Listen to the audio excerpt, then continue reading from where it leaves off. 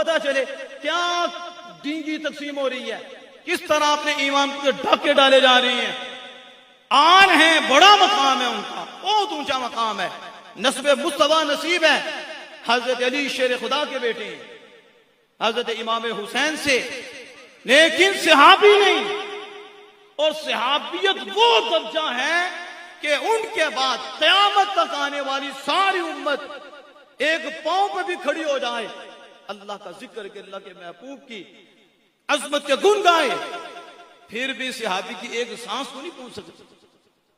सहाबी की एक सांस की बात कर रहा हूं, एक सांस को नहीं पहुंच सकते।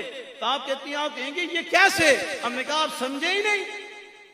सहाबी कोई अमल की वजह से सहाबी बना है, नमाज की वजह से सहाबी बना है, सहाबी हज करने की वजह से सहाबी बना है, सखावत करने की वजह से सहाबी बना।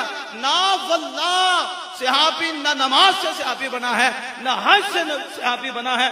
सहाबी ईमान के आलत रसूलुल्लाह को देखकर, हुजूर की सोहबत पाकर, एक लम्हा हुजूर के साथ रहकर उसी में इस दुनिया से जाकर ये मकाम पा रहा है, ये शर्फ पा रहा है। ये ऐसा शर्फ है कि क़यामत तक कोई शर्फ के करीब भी नहीं आ सकता।